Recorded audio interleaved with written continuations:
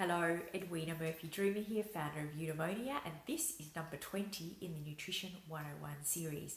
And for many women, this topic is one of the most exciting that I tell people about, and that is that we actually no longer need to fear fat. In fact, we never had to. But for many of us, we've grown up in the low-fat era where fat is the enemy. And, if fat was the enemy and all these people have grown up on a fat-free diet, why are we fatter and sicker than ever before? Because cutting out fat is not the answer. And this is actually really exciting. It's good, it's empowering. So what I want to do today is look at some of the reasons why fat is critically important for your health and for your children's health. But also let's break it down and look at why the difference in qualities and why some fats are really something that you can embrace and enjoy for many good reasons. And then there's some fats that we definitely want to leave out of our diet. So why is fat so critically important for our health? It is essential for the development of our brains. It is essential for our nervous system. It provides really important cushioning for our vital internal organs, and it also gives us a wonderful layer of insulation that is necessary. Fat is also really important for the transportation of our fat-soluble vitamins, which are A, D, E, and K. It is a really important source of energy for our body and for our brain. Many of you may have heard about being in ketosis or the ketogenic diet. I'm not here to say whether it's good or bad, that's for another video, but it is a very valid and necessary form of energy, being fat.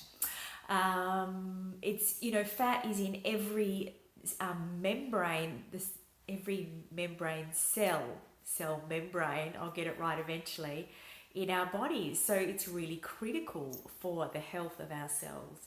And it plays important roles in regulating our genes and our hormones.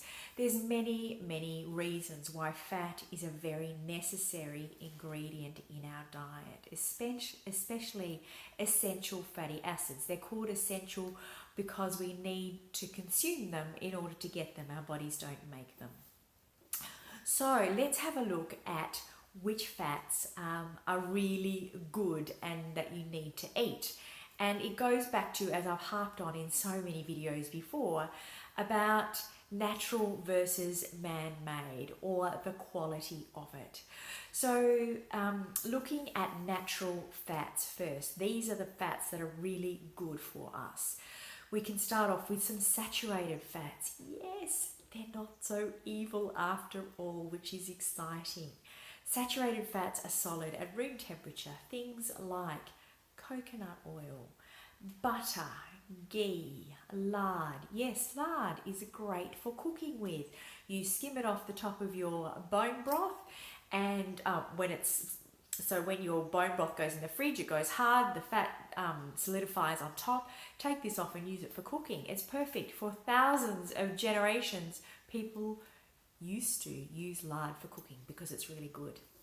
So that's saturated fat. And then we've got the unsaturated natural fats, which are monounsaturated or polyunsaturated. So monounsaturated, did I say these are the ones that are liquid at room temperature? Monounsaturated fats come in when they're oils. Sorry, I'm not being so clear. But so your monounsaturated fats are things like the fats that you find in olives.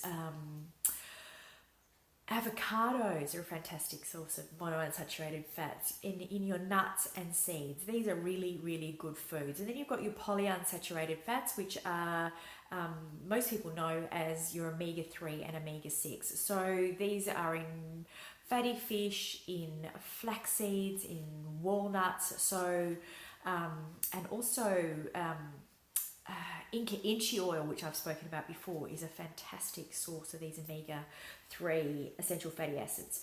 So that is all these beautiful fats that we get from nature. They are natural fats that our body is designed to utilize really efficiently.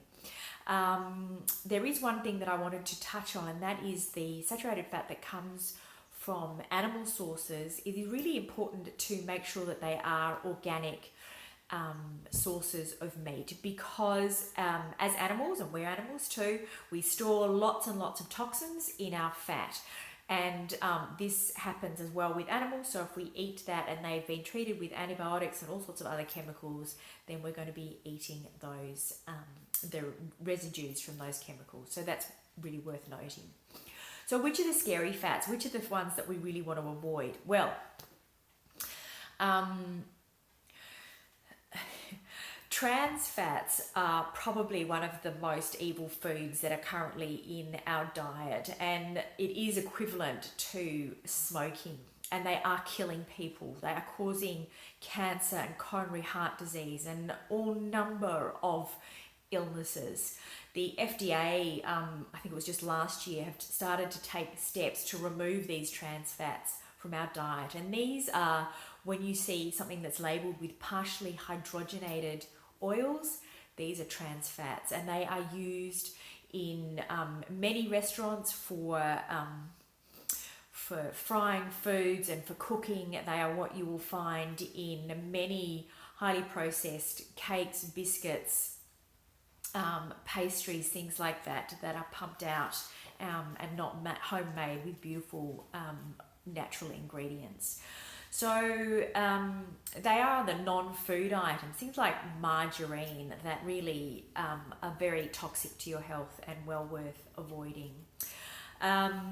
So vegetable oils are the other one that many people are misinformed about. Vegetable oils are in actual fact seed oils. So they come from things like soybean, corn, canola, safflower oil. All these things are actually hugely toxic to our health and should be avoided at all costs.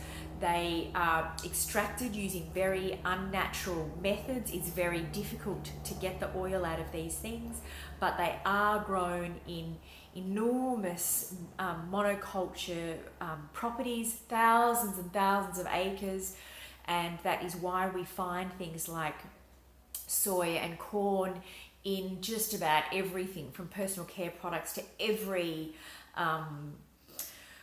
processed food. They are just utilized everywhere, and they use very unnatural methods to get the oils out, and then they're made into vegetable oils, and these are very toxic to our health. So these are the oils to avoid, but feel free to increase the natural fats in your diet with things like, eggs and avocados and chia seeds and coconut oils and good quality cold pressed olive oils. All these things are really, really good for your diet.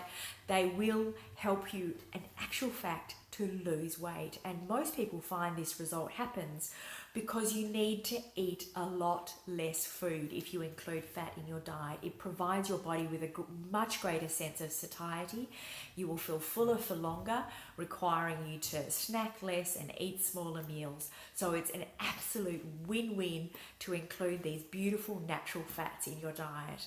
Okay, that's it from me today.